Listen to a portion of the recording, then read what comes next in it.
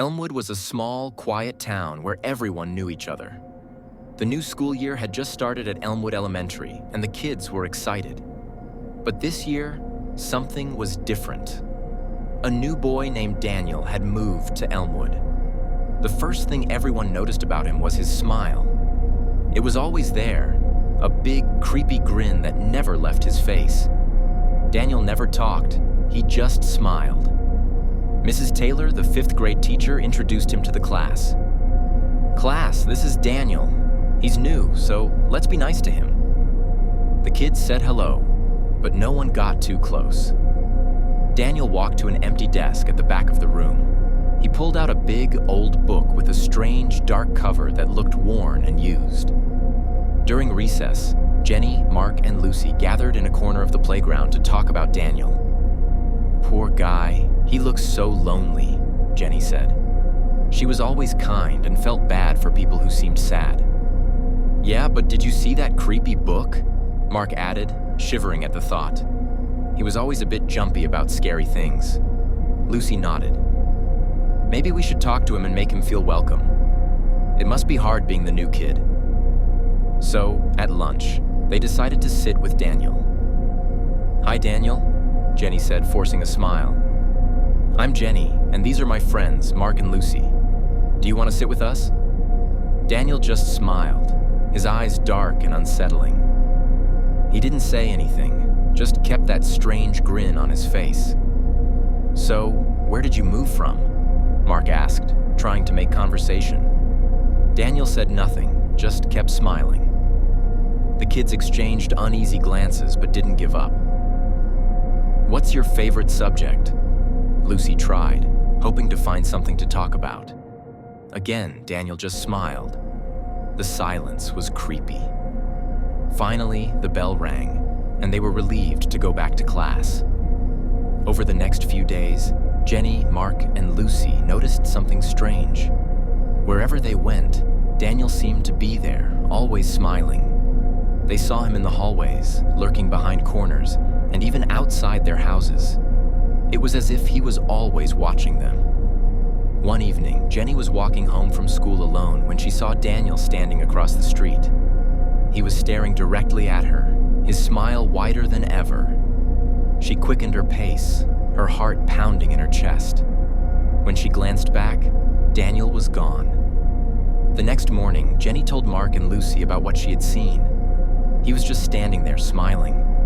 "It was so creepy," she said, her voice shaking. Mark nodded. "I saw him outside my house last night too.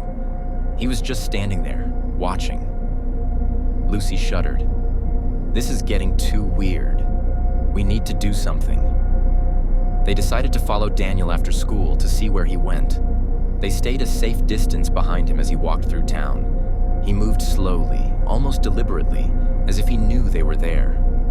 Daniel led them to an old, abandoned building on the edge of town. It was a run-down house surrounded by dead trees and overgrown weeds. The windows were boarded up, and the front door hung loosely on its hinges. Daniel went inside, and the kids waited a few minutes before following. They crept up to the house and peered through a crack in the door. Inside, they saw Daniel sitting in a circle of candles, the strange book open in front of him. He was chanting softly, his smile never fading. The air inside the house was cold and damp, and the smell of decay was overwhelming. The walls were covered in strange symbols, and the floor was littered with old, yellowed pages from the book. The candlelight flickered, casting eerie shadows around the room. Suddenly, Daniel stopped chanting and looked up, his eyes locking onto the kids hiding outside. His smile grew wider, and he motioned for them to come inside.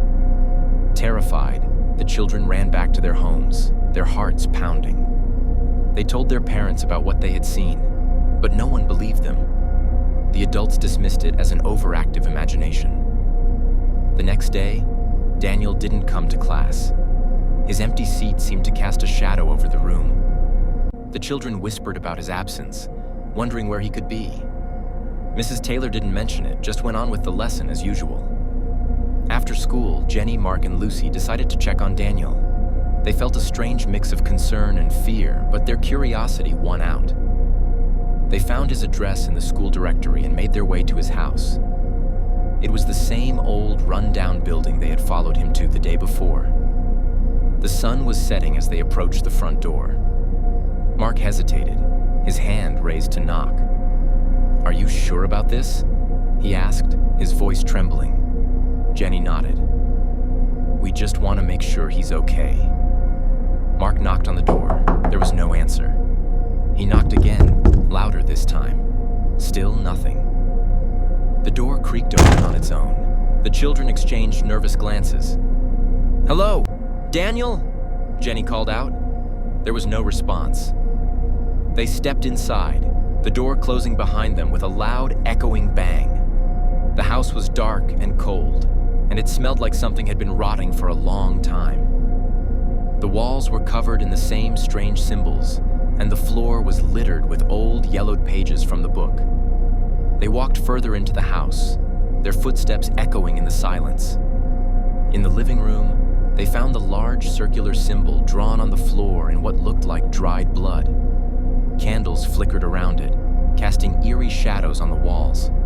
Suddenly, they heard a noise from upstairs, a low, growling sound that sent chills down their spines. They looked at each other, fear evident in their eyes. "We need to leave," Lucy whispered, her voice shaking. But before they could move, the growling grew louder, and they saw Daniel standing at the top of the stairs. His smile was wider than ever, his eyes glowing with a sinister light. "Daniel?" Jenny managed to say, her voice barely a whisper. Daniel began to descend the stairs, his movements slow and deliberate. As he reached the bottom, the children noticed something horrifying. His hands were covered in blood, and in one hand, he held a knife. The trio backed away, their hearts pounding in their chests. Daniel raised the knife, his smile growing impossibly wide. "You shouldn't have come here." He finally spoke, his voice cold and menacing. The children turned and ran, their screams echoing through the house. They raced toward the door, but it wouldn't budge. They were trapped. Daniel approached slowly, savoring their fear. "You wanted to be my friends, didn't you?" he taunted. "Well, now we'll be together forever." As he raised the knife, the children screamed, their voices mingling with the sound of Daniel's chilling laughter. The next day, the police arrived at Daniel's house, alerted by concerned neighbors who had heard the children's screams. Inside, they found no sign of Daniel or the three kids. The house was empty, the symbols on the walls were gone, and the strange book was nowhere to be found. The town of Elmwood was never the same. The disappearance of Jenny, Mark, and Lucy became a local legend, and parents warned their children to stay away from the old house on the edge of town. Sometimes, on dark, quiet nights, the townspeople could still hear the faint sound of children's laughter, mingled with the chilling echo of a boy's sinister smile. Weeks turned into months, and the mystery of the missing children lingered. The police continued their investigation, but they found no leads. The townspeople grew restless, their imaginations running wild with rumors and ghost stories about Daniel and his haunted house. The town's once lively spirit was now overshadowed by fear and uncertainty. One night on a dare, a group of older kids decided to investigate Daniel's house. Among them were Tom, Sarah, and Jack. They were known for their bravery, or perhaps their recklessness, and they wanted to prove that the stories were just that, stories. Armed with flashlights and a few nervous laughs, they made their way to the old house. The full moon cast eerie shadows across the dead trees, and the wind howled through the broken windows. "Are we really doing this?" Sarah whispered, clutching her flashlight. "We have to know the truth," Tom replied, his voice steady but his hands shaking. Jack pushed the door open and they stepped inside. The air was cold and still, the smell of decay stronger than ever. Their flashlights flickered, casting long, dancing shadows on the walls. They walked through the house, their footsteps echoing. In the living room, the circular symbol on the floor had been redrawn, fresh and glistening. The candles were lit, their flames casting an unnatural glow. "This place gives me the creeps," Jack muttered, glancing around nervously. Suddenly, they heard a soft whisper like someone calling their names.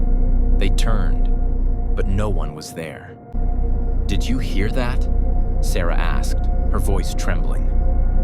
Before they could answer, the whispering grew louder, more insistent. The candles flickered, and the room grew colder. They felt a presence, something dark and malevolent. "We need to leave," Tom said, his voice urgent. But as they turned to go, the door slammed shut, trapping them inside. The whispers turned into a low, menacing growl. They saw Daniel standing in the doorway, his smile wider than ever. "Welcome," he said, his voice echoing through the room. "I've been expecting you." The children backed away, their hearts pounding. Daniel raised his hand, and the room filled with a dark, swirling mist. Shadows moved within the mist, and they heard the faint sound of Jenny, Mark, and Lucy calling for help. "You wanted to know the truth," Daniel said, his smile never faltering. "Now you will." The mist enveloped them, and they felt a cold, suffocating grip. The room spun, and they were pulled into the darkness, their screams echoing in the empty house. The next day, the townspeople found the house empty once again. Tom, Sarah, and Jack were gone, just like Jenny, Mark, and Lucy. The police were baffled, and the town's fear deepened. The legend of the smiling boy in the haunted house grew, and parents warned their children to stay away. But on quiet nights, the town of Elmwood still echoed with the sound of children's laughter and the sinister smile of a boy who was always watching, always waiting.